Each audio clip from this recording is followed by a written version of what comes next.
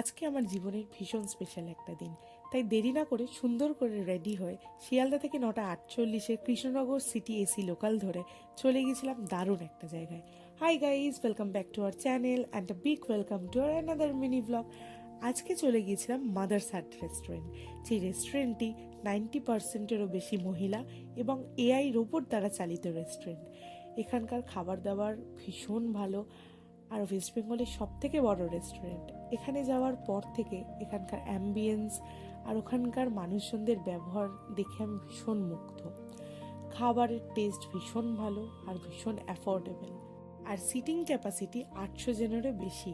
ভীষণ সুন্দর একটা জায়গা।